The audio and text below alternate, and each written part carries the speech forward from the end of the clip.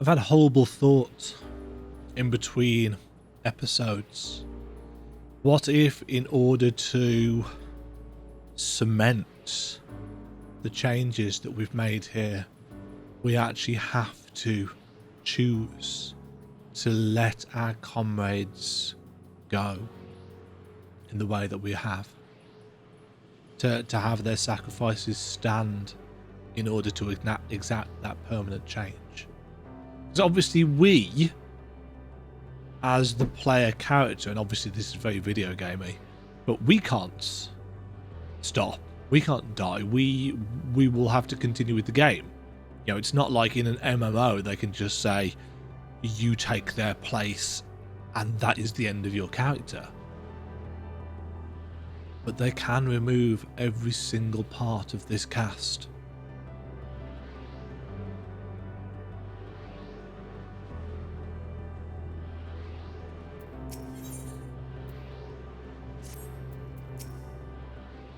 We have to keep going. Even if Vistinian isn't here to see it, I'm sure Alphino wouldn't want to disappoint him. No choice have we but to march onwards, lest we squander their noble sacrifices. To feign bravery with bold words is a simple matter, but without the strength of will to match, we are powerless against Dynamis. Naught less than unshakable conviction will suffice, which makes me question if I'm up to the task. Though it pains me to say it, we can ill afford to stop and grieve our comrades' passing. No, there will be time enough after. Vraha would give out his life, as we know this. Alizé would as well. Uriansha and Stolo are more worldly. Again, we've got the Greek letters.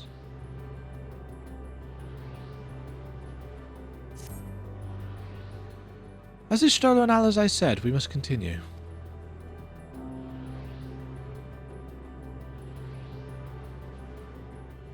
Notice the change in our surroundings?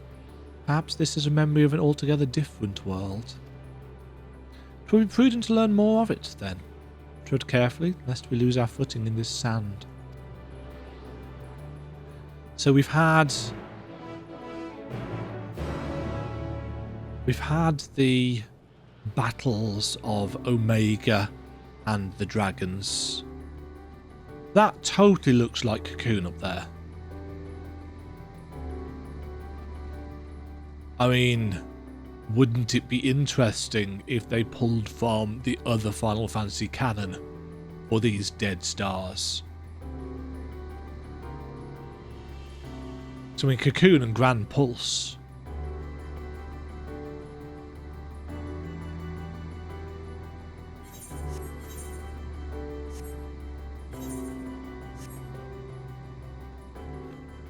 What the frick is that?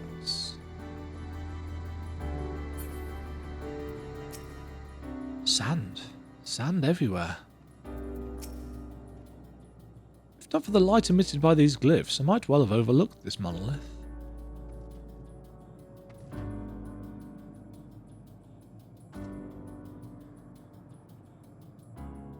They look almost Ronken.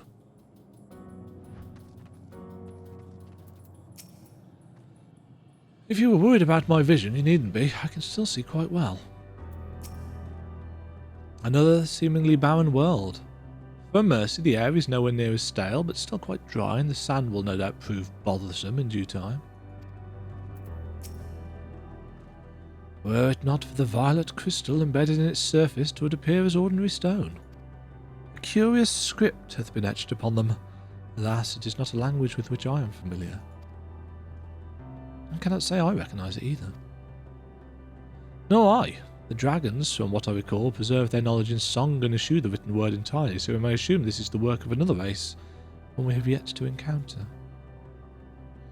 Meteon claimed the dragon's world suffered a slow death, seeking the release of oblivion. What life we find here, like as not, doth wend its way towards a similar end.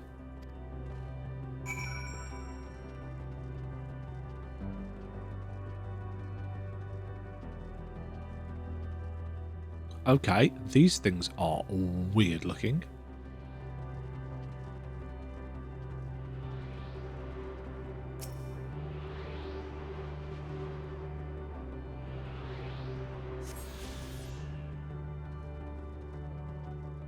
I like how the music is building up.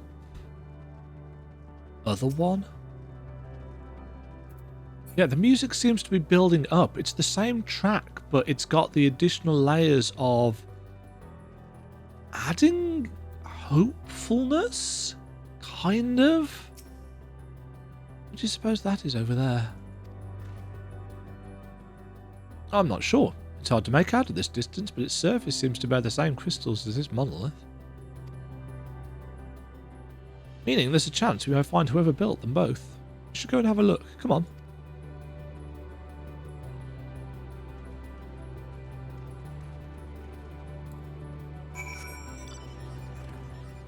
I mean, that looks so elegant, but...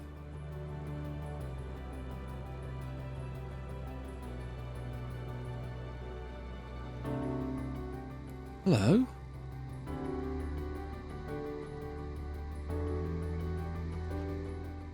The body is reflective liquid.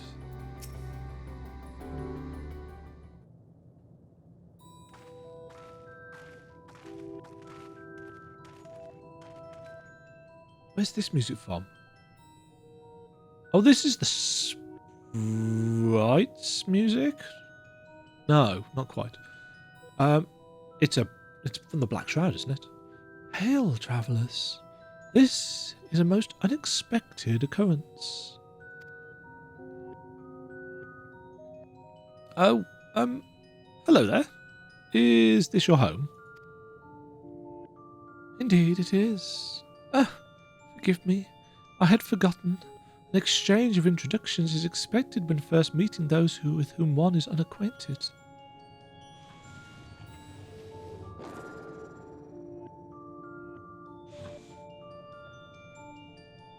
When the vibration of vocal folds was still required to convey our thoughts and intention, ear, I believe, was the pronunciation used when referring to our people. Though it is not entirely applicable given our present state, you are welcome to use this appellation. As for nomenclature to address my individual person, I believe it would be pronounced Kofkuj. Yes, Kofkuj, of the air. We have encountered beings that communicate intermittently through thoughts, but never one that is wholly without voice. I presume we are having this conversation via the medium of ether, or dynamis, as this space is suffused with vast quantities of it. Fascinating in either case. I gather your response to my presence is positive, then? That is well, for there is something I wish to ask of you. Like yourselves, we, air, are ether-based life forms. Therefore, it may be surmised that your bodies are of comparable biological composition to those we once possessed. I have a number of queries regarding your subjective perception of the five senses: sight, sound, taste, touch, and smell. In total, I have prepared 198,712,180,827. That's rather a lot, isn't it? My apologies. I have omitted a great many details necessary to understand the nature of my request. Though we dispensed with our corporeal vessels long ago, we have rediscovered a need for the flesh, and have endeavoured to recreate our erstwhile forms. However, all pertinent records have been long lost due to the passage of time. Take, for example, the nervous system. It is well within our power to recreate, but we have no frame of reference for sensations once experienced by our people, which may compromise our ability to interact with our physical environment. And the reason you need to regain corporeal forms? Why, to bring an end to our existence, of course.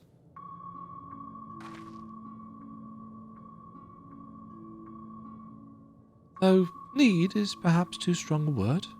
It will be a simple matter to unmake ourselves through use of etheric exsanguinators, but such a death seems inadequate.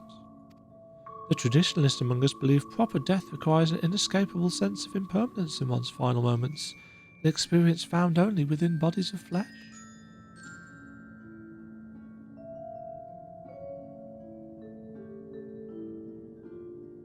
we should very much like to hear more of your plans. In exchange, we'll answer any questions you have to the best of our ability.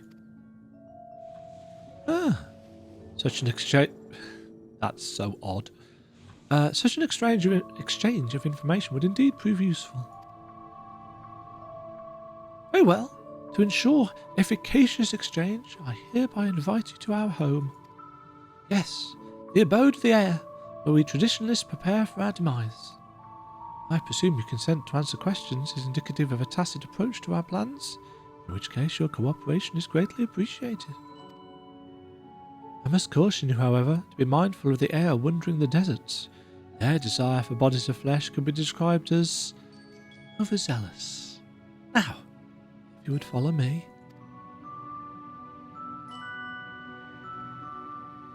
This is going rather smoothly. Not that I'm complaining, mind. Even so, we mustn't forget their aim is oblivion, much like the dragons. I fail to see why a civilization so seemingly advanced would choose to unmake all they have created. At any rate, we'll find no answers dallying here. Let's just be on our way. I'm trying to decide now which of our band of 5 is going to be next to give up their lives. And that is horrendous.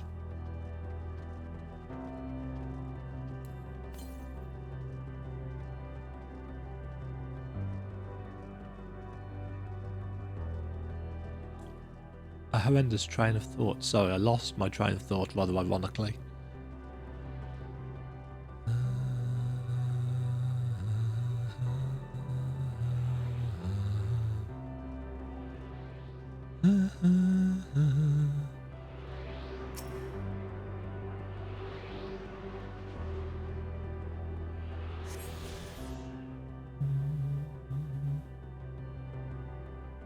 Ooh. Hadn't seen that bit before. This skybox is fucking amazing, by the way. Absolutely just kudos to however many people it took to put this together, because quite frankly it strikes me that this must have been the work of an entire team of artists. But if this was one person, absolute masterful.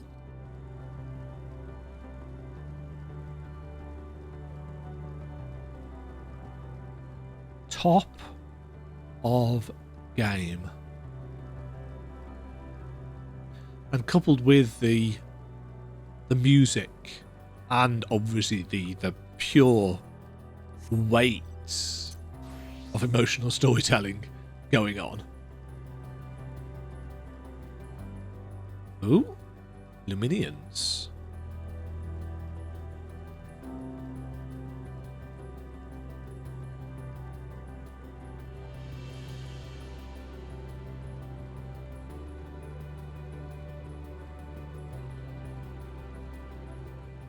I'm just... This must be a really shitty reaction to watch, because I am just awestruck at each of these sites.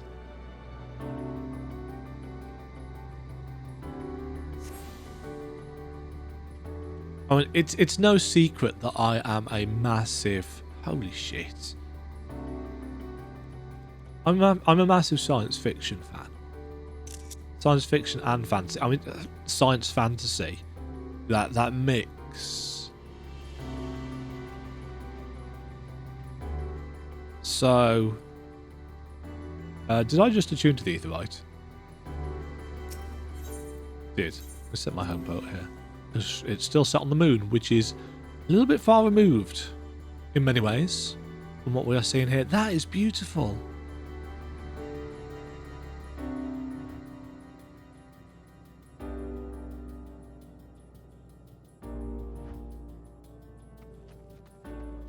Move the plot forward, Demma.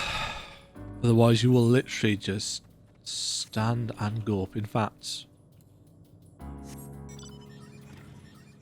very quickly, while we're here, let's just unlock this bit of the map whilst we've still got Reaper on. I don't actually know, because I've turned the HP bar off. I've turned the XP bar off.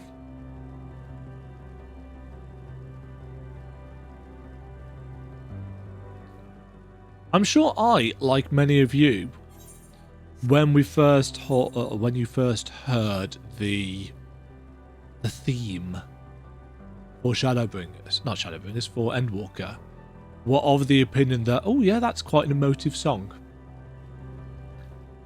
And I suspect, if you are, again, anything like me, hearing it in this context is even more, you know, more of a thing. I can't even do words. They said there would be others, but I don't know what I was expecting. Something tells me we have different definitions of the word abode. Well, I mean, they've got giant crystals that they can live in because they're incorporeal. The Isle of Dragons was shrouded in the silence of the dead, yet the stillness here doth suggest the air are, by and large, merely sleeping. More violet-coloured crystals. I cannot place my finger on it, but there's something unsettling about them. Are we going through the different colours of elements? The dragon stuff was mostly green, this is mostly purple. I should not be surprised their concept of a village is so different from ours. Oh, when we've got just enough companions left to do the different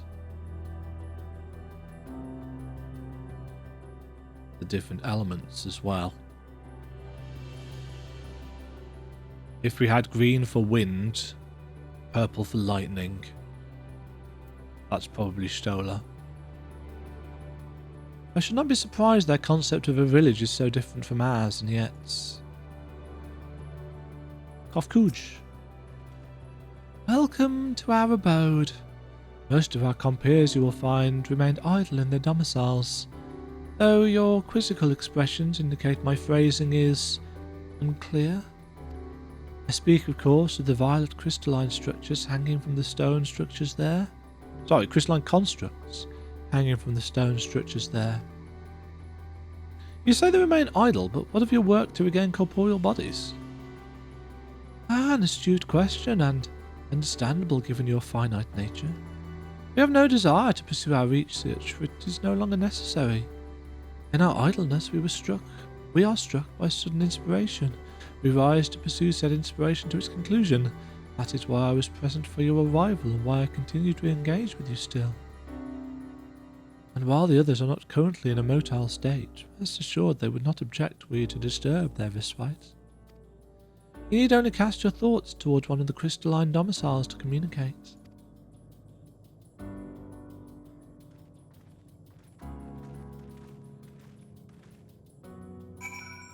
Yes, I suspect this could be wild theory, but given the desert and the propensity for lightning storms in deserts, at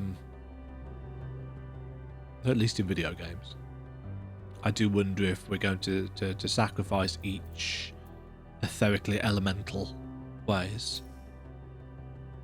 Even should they elect not to emerge, you need but cast your thoughts to the crystals.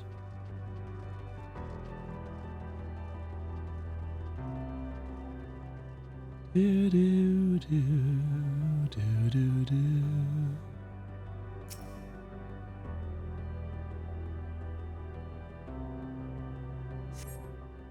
You cast your thoughts towards the crystalline domicile, but there is no response. This is not the kind of storyline that you would get in any other game, I don't think. Only Final Fantasy can get away with this. And you know what? I don't think any other Final Fantasy could get away with this. I think this has to be a Final Fantasy that has the longevity of the MMO. I mean, a really long, like 150 hours style FF17 or whatever could do this. It could potentially do it better, just because of the nature and the cinematic and the budget that the big numbered ones go in. FF14, for all its, for it being the most successful Final Fantasy game, its budget still isn't huge. It's certainly not as big as it should be. You wish to speak? Very well. Pray a moment if you would.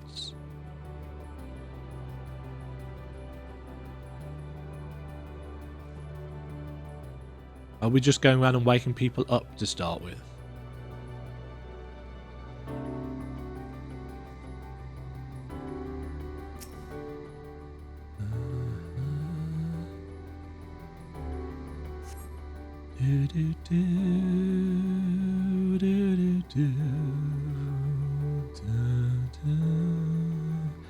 Why, we seek our end, you ask.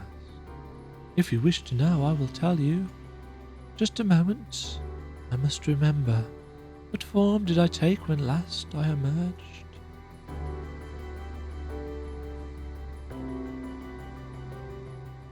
I mean, that stuff up there looks so distinctly Allegan. Well, actually, maybe it is. If this is an amalgamation... Oh. If this is an amalgamation of lost civilizations that aim for despair, well, the Allegans would be perfect, wouldn't it? The strange moaning comes and goes, but soon fades into silence. These are... Oh, these are things that change shape. They were in FF11.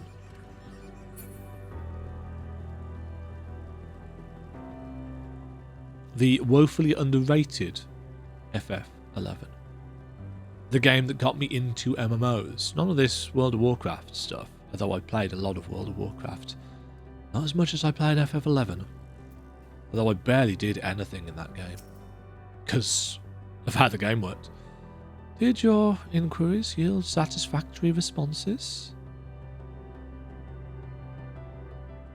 I see. If they fail to answer, then it is likely because their minds have unravelled due to prolonged idleness. They are naught but concentrated ether now. Worry not. There are no others who have need of these lodgings, and they will not provide a hindrance to remain as they are. But more importantly, you said some few did answer your request for an audience, yes? I imagine they will be with us ere long.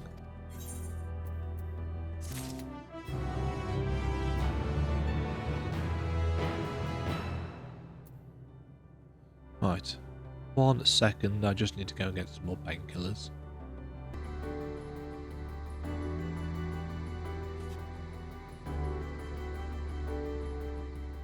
It's better. Just a thought I was having actually as I popped to get my pills. All of the advertising, the marketing was of us walking on the moon, and it's so misleading because obviously we went to the moon so early, and it's no wonder that they didn't show any of this. You know, they did the same with the Shadowbringers cinematic. They didn't show the Tempest and Amarot in that. And yet, we're going to the moon, we're going to the moon, we're going to the moon. That was the driving force for the Endwalker stuff. And therefore, naturally, when we went to the moon at level 83, it's like, no, 84-ish. It was 83, wasn't it? It was straight after the dungeon. It's like, wait a minute, where are we going? Walking on dead stars. Kofkuj languidly awaits his brothers. Flesh abandon. Yeah, even the titles of the quests are breaking down. Into Greek letters, no less.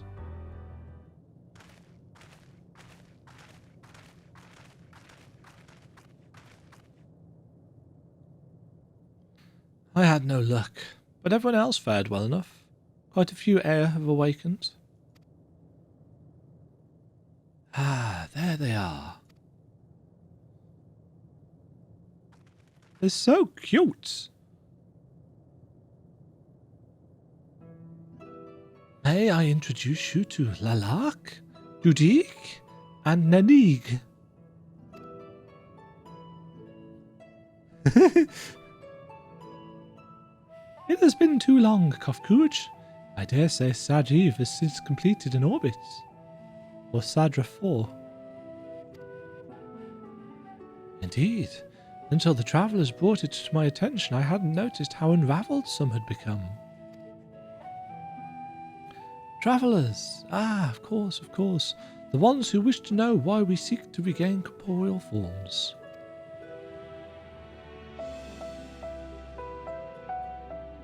The truth of the matter is as plain to see as the neighbouring systems, but my single account would fail to satisfy the requirement for scientific objectivity. Thus did I bid them awaken you. Am I the only one who struggles to tell who's speaking? No, thou art not. In the absence of corporeal forms and the divergence they afford, mayhap such similarity in voice is unavoidable. You did all right with the Loporits. By the way, Kofkuj, have you already observed the requisite custom for the travellers? That which one is expected to do when receiving guests, a matter of proper form?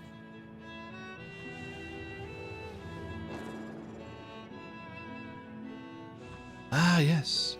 So long has it been, it had completely escaped my mind, and still does. What was it again? I can't seem to remember.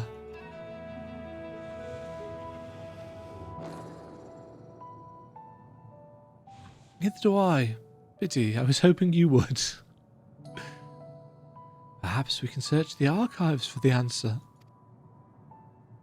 Come now, no need. The archives have long been frozen, lest we subject ourselves to further dollar. Surely you recall that. Ah, of course. Food. The custom is to serve food. Beings of flesh such as they must regularly replenish their ether. By contributing to their replenishment, we communicate our friendly intention. That's right, that's right. We duly invite you to join us in communal repast, after which we may engage in leisurely conversation. If we have a chance to learn something, then I see no reason to decline, unless we are the food. They're cool little beings. Excellent. If you would care to follow, we shall feast you on the purest ether. Feast you on the purest ether. Huh. Just very quickly, there's a tiny little snippet at the end of this island. Spiders do not like.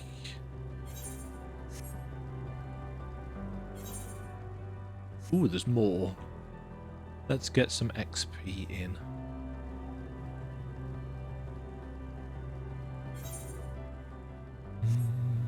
Oop.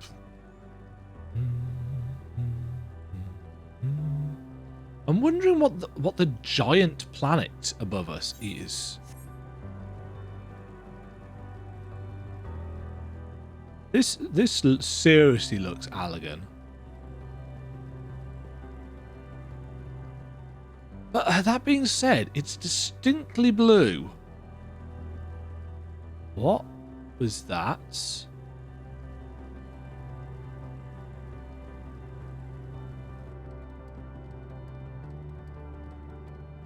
Looks like some kind of weird sail thing. Oh. Oh, is this the edge of? Yes. The tube.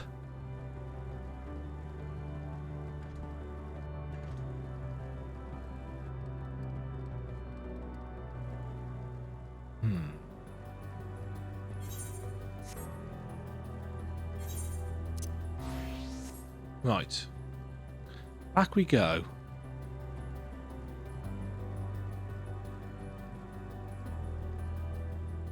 Yeah.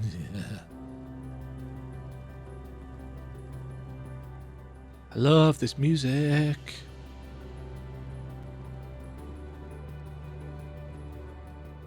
This reminds it's like sand's been just cast onto nothingness. It really reminds me of the stuff in Chains of Promathia. Oh, this is somewhat reminiscent of something that we've seen before with Heidelin. It is, if it is as I suspect, in this so-called feast. Actually, let's just see it for ourselves. Fear not. Would not like to come to our harm. If they are thus able to replenish their ether, the loss of vital sustenance isn't likely to be the cause of their demise. Ether, they said, but I can't help but feel a bit nervous. Judging by the construction of this facility, it would seem the air directly draw upon the ether. We're told to stand wherever we like. This strikes me as less of a meal and more a ritual. Well, you have just kind of... I'm sorry, but did you just speak to me? You see, I haven't spoken to anyone in such a very, very long time. Anyhow, what is it you need? Not that I imagine there is much I can do for you. I am, or rather I was. Wait, what was I? Ah, yes. I was a researcher of sorts, studying the secrets of the universe. That was so very, very, very long ago. Now I am little more than the detached wisp you see before you. Despairing in my knowledge of the inevitable end, I simply gaze into the void ever in vain. This place has no name as such. If you must call it something, then call it the abode of the air, for it is where we live, if indeed one can call this tenuous grasp on existence life. A scattered, deluded few of my kind strive to regain some semblance of our former glory, but the enlightened among us know that it is all for naught. The end is inevitable. It is but a matter of time.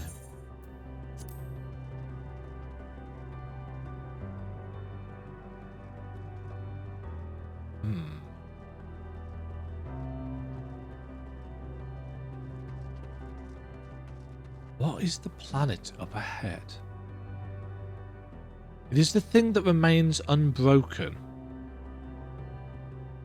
And therefore...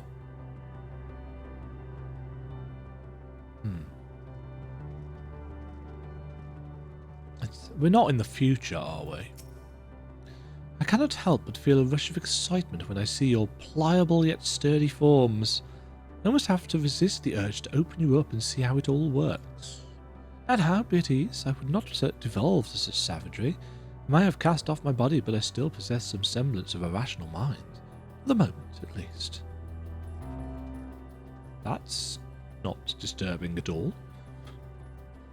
Demagen lied. These are really cool creatures. To think that I'd forgotten what had become of the archives. How much has my essence deteriorated since last I was awake? Not that I'm averse to having my mind fade away in this manner. It isn't so unlike the natural degradation of one's flesh. How delightful. Throughout the universe, but few races have completely shed their flesh as we have. As a result, we seldom receive visitors from other systems. Extreme differences can inhibit meaningful interaction, you see, and none more so than those which affect communication. Most entities, for example, cannot even comprehend our words. You are rare indeed in your ability to do so. You avail yourselves of dynamis, yes. It is an impressive application, even if it is ultimately pointless like all the rest. How much ether would be adequate for your kind, I wonder? As I recall, there is a fine line between optimal satiation and violent sickness. This facility is where we replenish our ether. There is no particular name for it, but traditionalists sometimes use the word restaurant. Now then, if you would take your place with your comrades, the space will soon be awash with purest ether. Please, absorb as much as you like.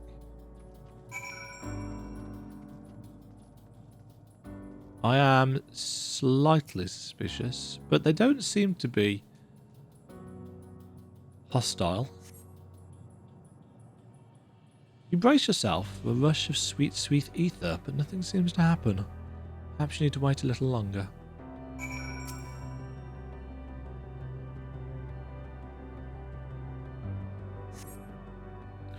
You brace yourself again, but again nothing seems to happen. Just as I'd suspected. As meticulously as one might recreate the Aea's homeworld, this is Ultima Thule. One simply cannot generate ether here. As recreations, our friends are oblivious to this fact, to the very truth of their existence, much like the phantoms of the recreated Amarot. However appearances may seem, we must ever be mindful that it is the memories of the dead with whom we deal.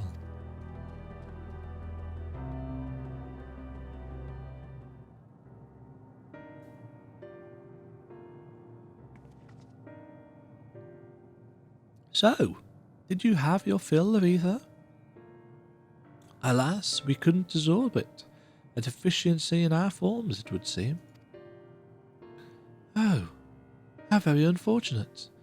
May I ask how you normally replenish your ether?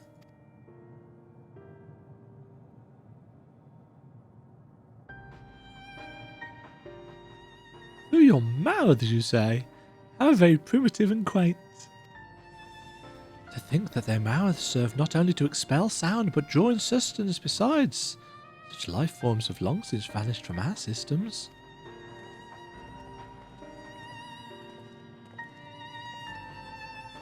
Though we regrettably could not partake of your magnificent feast, rest assured we feel your welcome most keenly. In the course of acquainting ourselves with your sophisticated ways, however, we could not fail but wonder, wherefore do you wish to obtain vessels and flesh and thence to vanish? Will you not favour us with an explanation?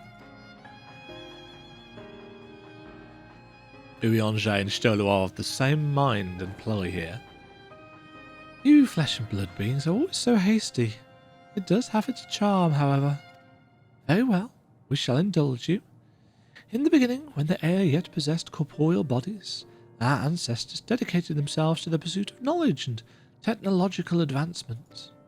By transcending all limitations, we believed we would eliminate sorrow and abide in true happiness. From the tangible such as land to the intangible such as labour, there exist myriad hindrances to progress, but the most confining of all was the flesh itself. Our natural lifespan was distressingly middling, you see, too short to enjoy unhurried lives, yet too long to be considered disposable. Furthermore, to simply maintain the integrity of our bodies demanded considerable resources. But we managed to solve this problem. After long years, we discovered how to become non-corporeal entities, with everlasting lives untroubled by the failures of the flesh. Thus changed, we had more time and freedom to continue our scientific pursuits. We went on to make even greater strides in our quest to transcend all limitations, until we finally decided to challenge the last of them all, the limit of knowledge.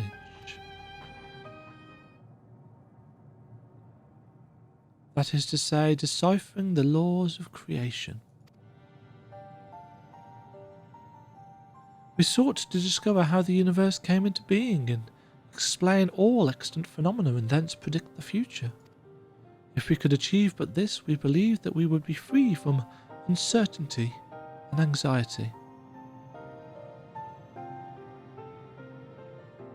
And did you find the answers you sought?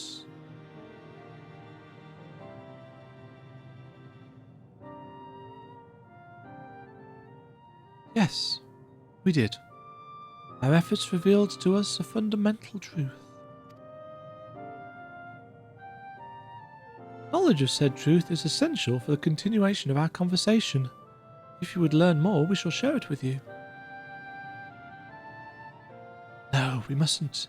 Primitive as they are, it would be unspeakably cruel to deprive them of their ignorance. They are possessed of corporeal forms, their lives readily ended. As those who have gone before, is it not our duty to warn them? What thinkest thou?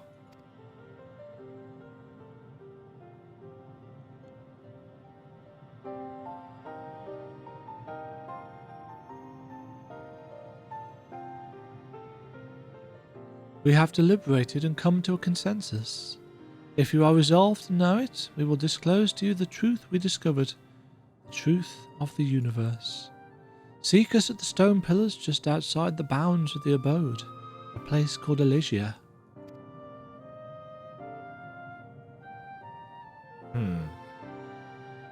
I assume the truth of the universe is that everything is destined to die. You know, heat death, and so on and so forth. Like her master, Ishtola seeketh the truth of creation. How will the truth of the air who uncovered all, only to desire the end, fall upon her ears? To define the laws of creation would have been no small feat, even for the air. Nay, having eternal life and hence no sense of haste would only have made it harder. Such tremendous drive for knowledge they must have had, and I struggle to reconcile it with the listless beings before us. Whatever answers they found, it did not bring them happiness. You may be intimately familiar with the problem, know it like the back of your hand, and be powerless to solve it. In the course of my struggles, I've often been made keenly aware of this fact. I wonder, have the air never felt the same frustration? 'Tis true that a lack of knowledge can beget fear, therefore, in theory, by acquiring all knowledge, it may be possible to attain peace. But as Heidelin told us, all those peoples who attempted to free their worlds from life's woes met with failure. And the Air are among them, as their presence here attests. The tale we are about to hear will not be a happy one. A fundamental truth. We will hear it, of course. Let us learn what has led such an enlightened people to this indolent end.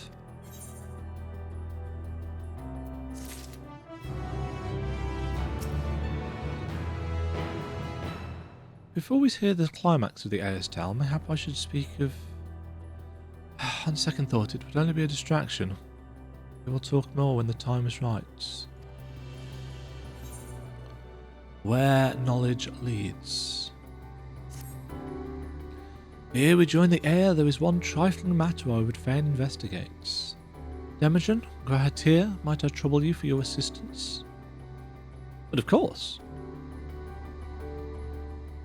My thanks. We shall head outside the abode if you would kindly follow me. I know not what mischief you are plotting, Urianger, but I trust you have our best interests at heart. The rest of us shall go on ahead to Elysia. Lest you worry, we won't start without you.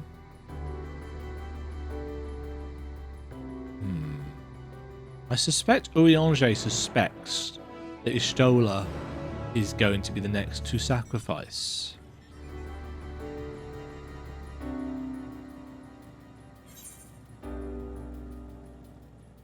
Dead inside.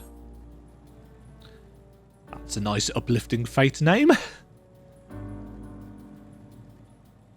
And yet, uplifting is clearly not what anything is going for in this zone. And nor should it. It takes a certain degree of faith and trust in the storytelling, I believe. Oh, this is water. The wellspring of regret.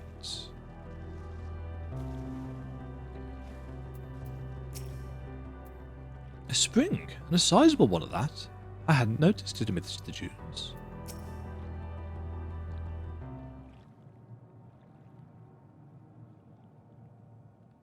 Aye, this place shall serve. Is it a spring that you wish to investigate?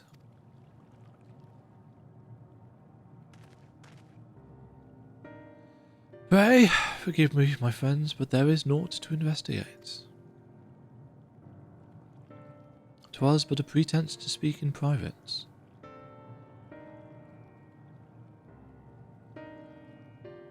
You have our undivided attention.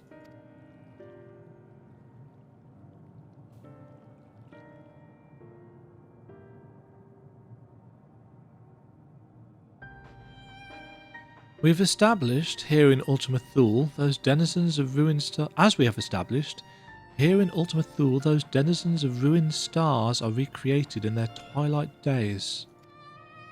Yet one question doth arise in my mind. So faithfully formed are the simulacra, They believe themselves yet amongst the living. How dost thou suppose this is possible?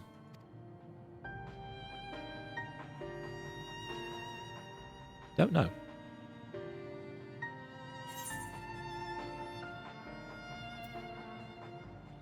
Meteon has taken their hearts unto herself.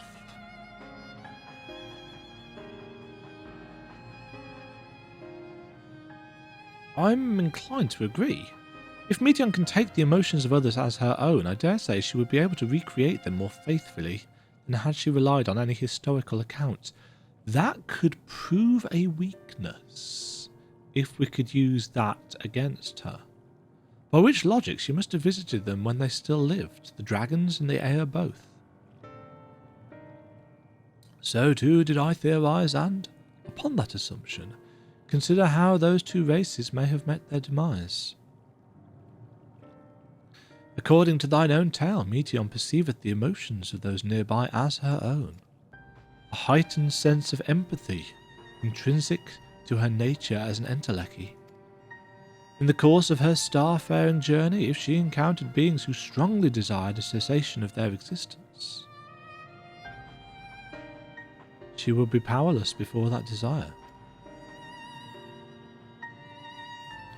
Even as she possesseth the power to grant it, the power of Dynamis. 'Tis my supposition that, overwhelmed by their longing for death, Meteon did unleash Dynamis even, and ushered the dragons and the air unto their doom.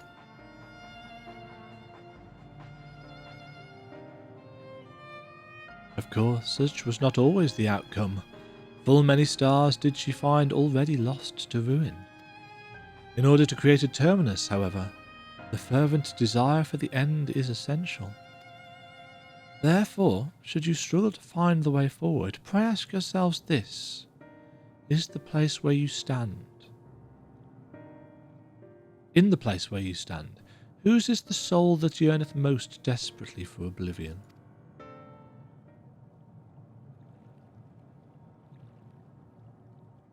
Why do you tell us this now?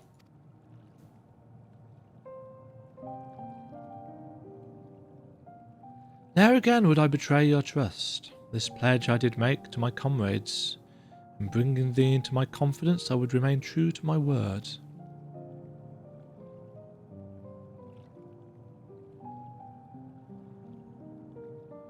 As for thee, let us consider it my fitting reward for the secrets I harboured for the Crystal Exarch.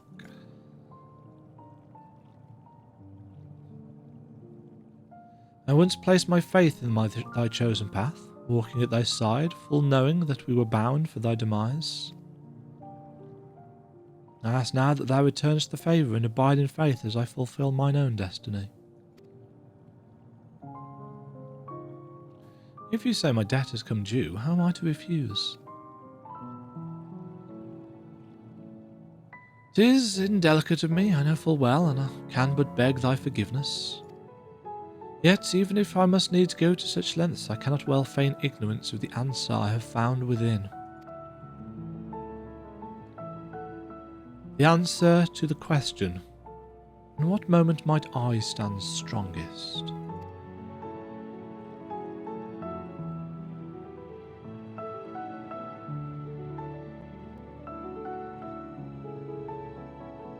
After all we've been through, I will say only this. Do what you must. Do what you must and see your conviction through.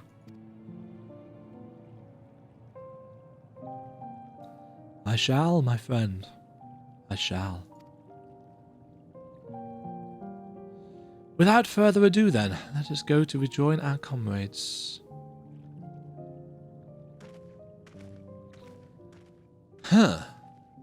I wonder if Urianger suspects that because of this nature of creation that Y'shtola would be the one to move them forward and he is going to take her place. It might not make any difference, but it might make all the difference. Let us be off to Elegia.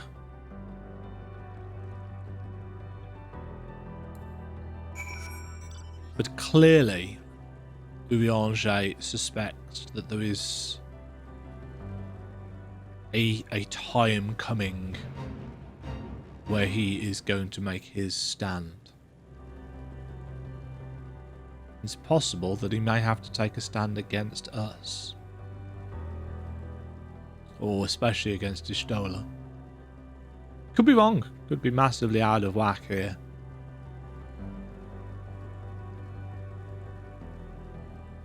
In a way, I hope I am.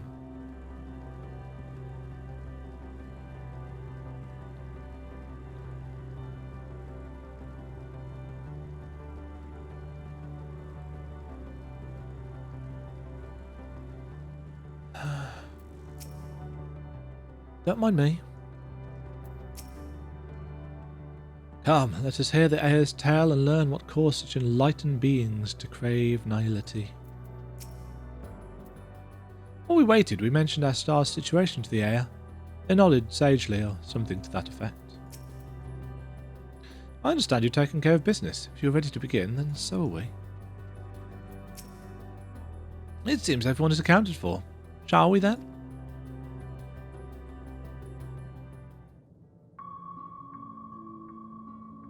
Please continue. Tell us about this truth you discovered. Very well.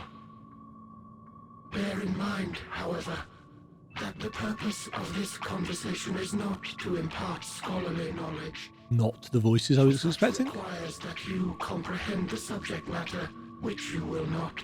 We will forego the intricacies of our scientific methodology and deal only with the conclusion. The end of our society and our world. That uses a flange filter, I think. I tried that in some videos a couple of years ago. Didn't sound quite as refined as this, but then I didn't have years and years, or at least lots of sound design training and stuff. We acknowledge, with regret, that your star is in the midst of the same panic-induced cataclysm that befell Deneb 3. As such, in order to avoid causing undue distress, we will refrain from explicitly stating how much time. So they went through the same thing. You are entirely too kind. I pray you recount your tale as you see fit. Oop. In the beginning, the universe was but a tiny particle. Then suddenly, this particle began to expand. Having remained entirely in the bounds of your star, the phenomenon may be difficult for your kind to grasp. But this expansion has since continued unabated. Yes, I mean that's basic universe theory. Speculating that the universe could not grow indefinitely, we sought to learn what might occur, and made a worrying discovery. The stars will continue to spread apart, as will their finite thermal energies. Eventually, all heavenly bodies will grow cold and freeze. No new stars will be born, and the universe will enter into an eternal ice age. Billions and billions of years. In hopes of proving that this determination was erroneous, we scrutinized our research from all angles, even as we sought to avert the everlasting winter. The time scale for the heat death of the universe is immense. The endeavor proved fruitless. So infamously so, in fact, that it became synonymous with vain effort.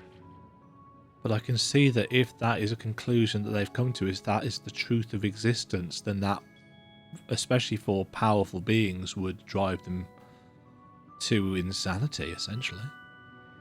The universe as we know it would end, and there is no way to prevent it. Beneath the weight of this knowledge, our society stagnated. Though we had time still, it was a cold comfort. Why strive for anything when desolation is assured? When our wealth of wisdom, accumulated since the dawning of our kind, would be forever lost. No civilization would rise from our ashes. No scholar recover our knowledge. In silence unbroken, naught would stir. Yep. Intellect was once our pride. Overnight, it became our Ignorance shame. is bliss.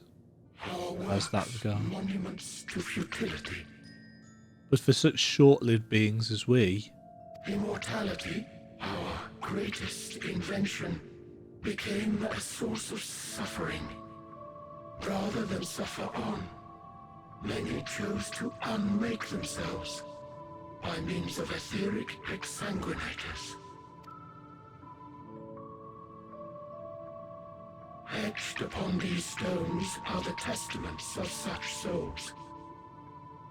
Though many left no words at all, thinking it a pointless gesture. Once we have obtained vessels of flesh, we likewise intend to vanish. If you understand this, understand aught of our tale, you will abandon your quest for knowledge. Ignorance truly is bliss. If you would cling to your illusory happiness, remain primitive and pure. It is the only way. it's not really the knowledge we seek, is it?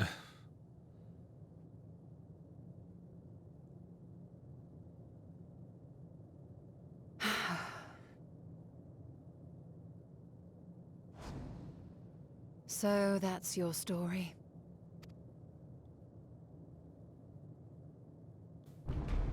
While I appreciate your advice, I will not heed it. Convinced though you may be of this truth, it is yours and not mine. Indeed, truth, I have ever believed, is in the eye of the beholder.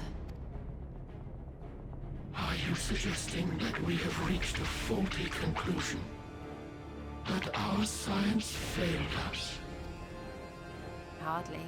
As you yourself said, the subject matter is beyond my comprehension. And that, I accept, is true. I do not possess the knowledge to prove or disprove your conclusion. In my mortal years, I doubt I could even approach the wisdom of the air.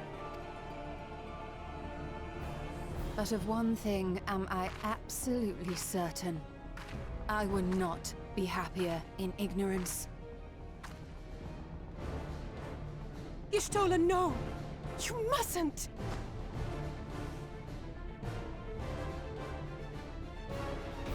The most important lesson I've learned is that learning isn't simply passing one's eyes over words. Mm-hmm. Nay, 'tis when understood for oneself that knowledge attains its true value. This is what has sustained me, driven me onward in joy and wonder, in anger and sorrow.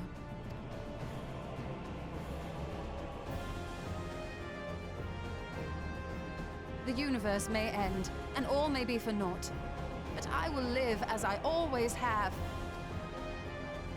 I will always seek out new knowledge, and no conclusion of yours, no matter how grim, can dampen my desire.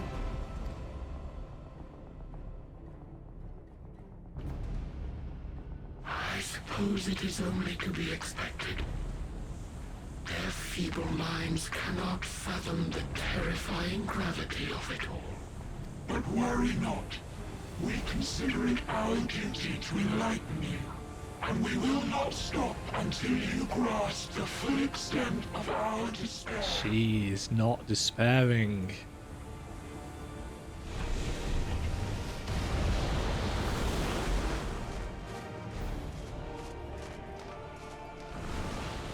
Oh, it's the freaking bird, isn't it? That Meteon transformed into. Keep calm and listen well. Though my body will soon dissipate, there may be a way to restore it. Asm's magic. So long as our souls remain, you can use it to summon us back.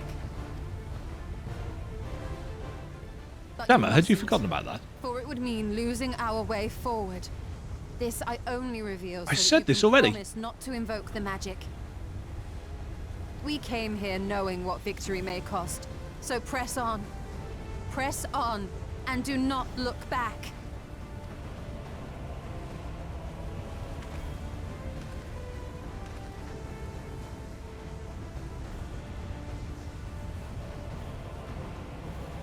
I shall join thee. As subterfuge is not required, thou shalt not suffer for mine absence. Riange. My resolve hath never been as strong as thine. Full oft have I wavered in my decisions, and afterwards been stricken with regret. In spite of this, I may still stand with my comrades, supporting them as they attempt the greatest of feats. This truth I have learned in the course of our journey. And many though my shortcomings may be, I may also claim to excel in prophecies. My studies, into which have granted me the flexibility of mind needed to bend this malleable reality.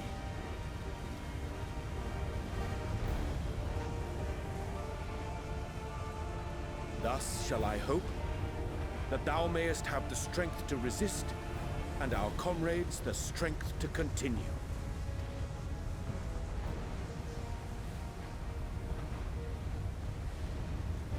With you to urge us on, how could we possibly fail?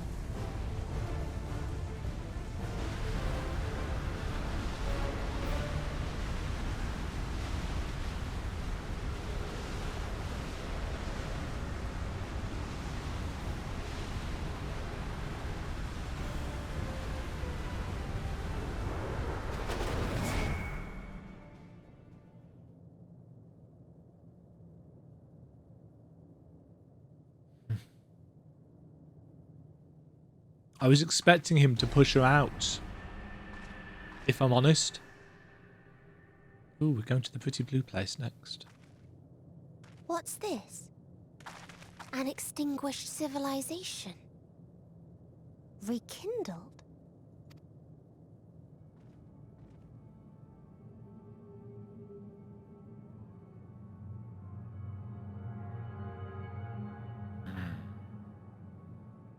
That's right.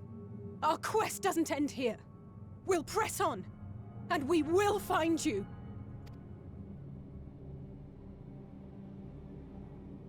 There. That's where you'll find me.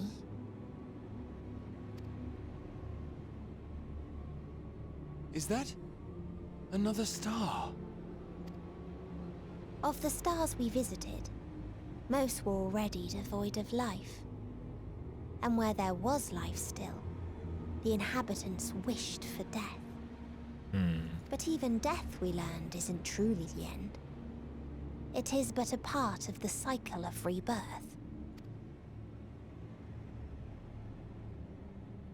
Souls return to the star, or in its absence, a larger flow. Larger And flow? eventually they are reborn. Alive again. To know So a suffering greater and life stream. True salvation lies not in dying. It lies in not being born. This is the gift I would give to you. To all life on beautiful Aetheris. To that end, we created an egg wherein life cannot quicken. That dead sun. Attain it if you can, before your friends' emotions fade away, along with their protection. Okay.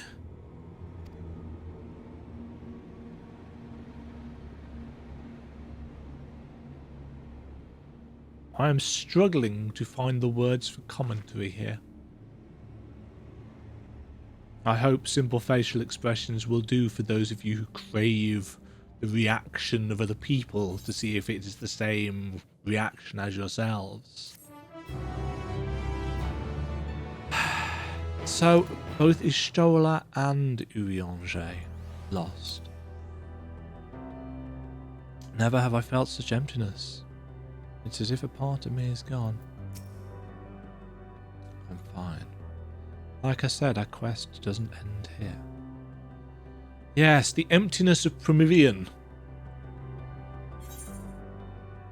We've got some Aetheryte quests to go and do. And we've run over as well. Interesting indeed. I was not expecting to lose Urianger as well. No. I knew that Y'shtola was going to be next.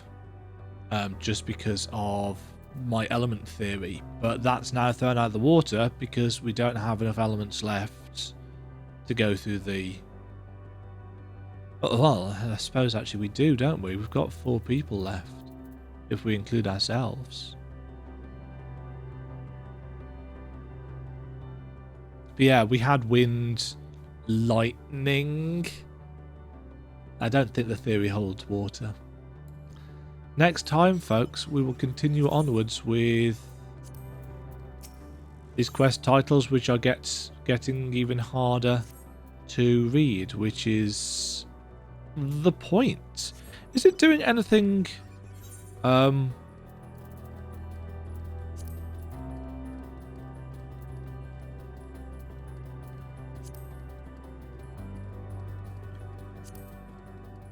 is it doing anything with the quest log?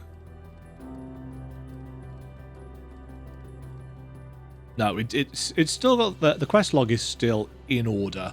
I was wondering whether they were going to break down the quest log like they've broken down the quest titles. I'm going to go and do the ether current quest and check for any ether currents that I might have missed, and then we'll come back and we will press on, because I'm going to see if I can press on to the ending of the story in this recording session, as long as my back holds out and my emotional core holds out. We will see. Hopefully you've enjoyed the reaction, folks. Again, I apologise if there's not much in the way of me doing more than emoting facial expressions. I am truly on edge here for how this is going to play out. As a writer, there are several ways that I would take this, and very few of them end happily, which is possibly part and parcel of how I write. I'm still hoping that the writers aren't going to go the way I would,